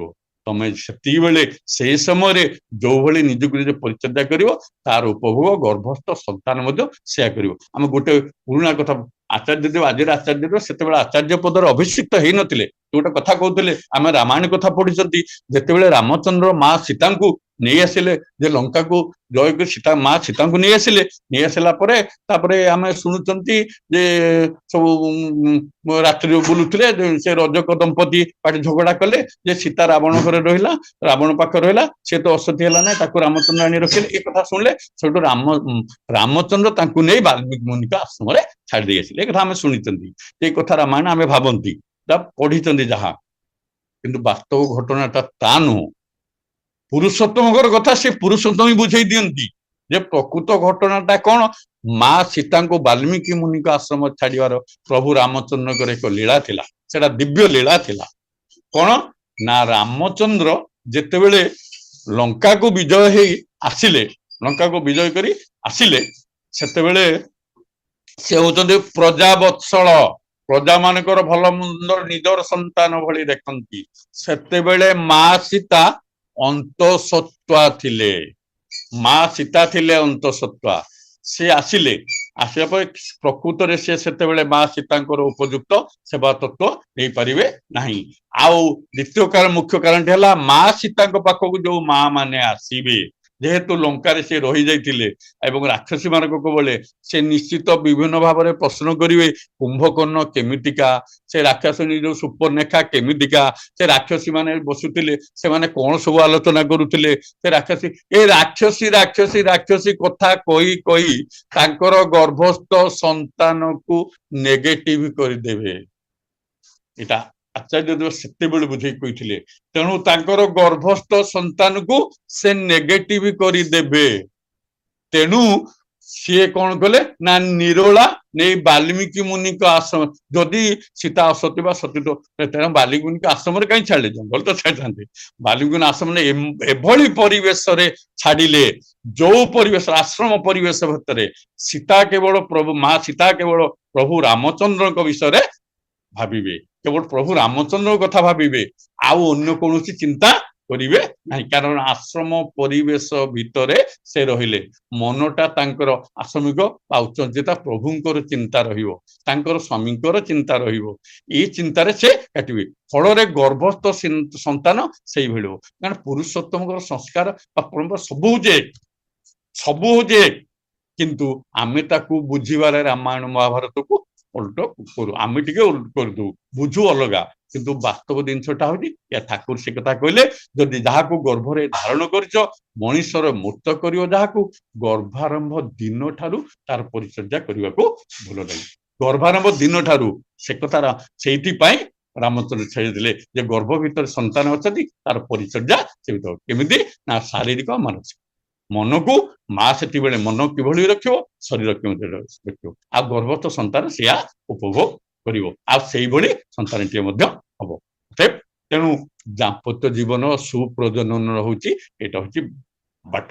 ଆଉ ଗୋଟେ କଥା କହି, ମା ମାନେ ବଡ ମାଙ୍କ ଜୀବନରେ, ସେ ଜୀବନରେ ଠାକୁରଙ୍କ ପାଖରେ କିଛି ମାଗିନଥିଲେ, କେବଳ ଗୋଟିଏ ଜିନିଷ ମାଗିଥିଲେ, ତା ଠାକୁର ମଞ୍ଜୁର କରିଥିଲେ। ଏଇ ଶେଷ କଥାଟି କହି ମୋର କଥାଟା ଶେଷ କରିବି। ସେ ଗୋଟିଏ ଜିନିଷ ମାଗିଥିଲେ ଯୋଉଟା ଠାକୁର ମଞ୍ଜୁର କରିଥିଲେ। କଣ ମାଗିଥିଲେ ନା ମୁଁ ଜୀବନ ଶେଷ ପର୍ଯ୍ୟନ୍ତ ସେବା କରିବି, ଠାକୁରଙ୍କର ସେବା କରିବି ଜୀବନର ଶେଷ ପର୍ଯ୍ୟନ୍ତ, ଏଇ ମାଗିଥିଲେ ଏବଂ ଠାକୁର ତାଙ୍କୁ ମଞ୍ଜୁର କରିଥିଲେ। ଆଜ୍ଞା ଆମର ଚିନ୍ତାଧାରା ଆଉ ପୁରୁଷୋତ୍ତମଙ୍କର ସଂସ୍କାର କଣ ବୁଝିଲା, ପୁରୁଷୋତ୍ତମ ସଂସ୍କାର ବାଦେ ଆଉ ସବୁ ପୁରା ବନ୍ଧନ। ଆମର ମା ମାନଙ୍କର କଣ କୁହନ୍ତି ନା ମୁଁ ସଧବା ଥିବା ବେଳେ ଚାଲିଗଲେ ବୈକୁଣ୍ଠରେ ବସିବି। ଯଦି ସ୍ୱାମୀ ସେବା ସ୍ତ୍ରୀର ଧର୍ମ ହୁଏ, ସ୍ୱାମୀ ଏଠି ଛଟପଟ ହବ, ସିଏ ଆଗ ଯାଇ ବୈକୁଣ୍ଠରେ ବସିବ, ଇଏ କୋଉ ଧର୍ମ ନୀତି ବା ଇଏ କୋଉ ଭାବନା, ଇଏ କୋଉ ଚିନ୍ତା। ତେଣୁ ବଡ ମାଙ୍କର ଚିନ୍ତାଧାରା ଦେଖନ୍ତୁ, ସିଏ ଶେଷ ପର୍ଯ୍ୟନ୍ତ ସେବା କରିବେ, କାରଣ ତାଙ୍କର ଧର୍ମ ହଉଛି ସ୍ୱାମୀ ସେବା, ସ୍ତ୍ରୀର ଧର୍ମ ହଉଛି ସ୍ୱାମୀ ସେବା। ତେଣୁ ଆମମାନଙ୍କର ମା କଣ ନା ସିଏ ଥାଆନ୍ତୁ ମୁଁ ଚାଲିଯାଏ। କାହିଁକି ଆଜିକାଲି ଯୋଉ ସଂସାରିକ ଜଞ୍ଜାଳ, କୋଉ ବୋଉଙ୍କ ଜଞ୍ଜାଳ, ମୁଁ ଚାଲିଗଲେ ମୋର ଛୁଟି, ସିଏ ଥାଆନ୍ତୁ ଯାହା ହଉ, ଏଇ ହଉଛି ଆମର ସୁବିଧାବାଦୀର କଥା। କିନ୍ତୁ ବାସ୍ତବିକ ତା ନୁହଁ, ସ୍ୱାମୀ ସେବା ସ୍ତ୍ରୀର ଧର୍ମ, ଶେଷ ପର୍ଯ୍ୟନ୍ତ ମୁଁ ସ୍ୱାମୀଙ୍କର ସେବା କରିବି, ତାଙ୍କୁ ଅସୁବିଧାରେ ପକେଇବି ନାହିଁ, ଇଏ ହଉଛି ସ୍ତ୍ରୀର ପରମ ଧର୍ମ। ଆସନ୍ତୁ ମୁଁ ଆଉ କଥା ବଢଉନି, ବୋଧେ ସମୟ ହେଇଗଲାଣି। ଯେ ଆଉ ପୁଣି ଥରେ ଏଇ ଯୋଡି ହେଇଥିବା ସମସ୍ତ ଭାଇ ଓ ମା ତଥା ଆମର ସୁଭାଷ ଭାଇ ଯିଏ ଆଜି ଅପୂର୍ବ ସୁଯୋଗ ମତେ ଦେଇଛନ୍ତି। ତେଣୁ ମୁଁ ସେତେ ବକ୍ତା ନୁହଁ ବା ଜ୍ଞାନୀ ଗୁଣୀ ନୁହଁ, ଆଉ ବିଶେଷ ସତରେ ବିଶେଷ ପଢାପଢି ନାହିଁ ବା ବେଶୀ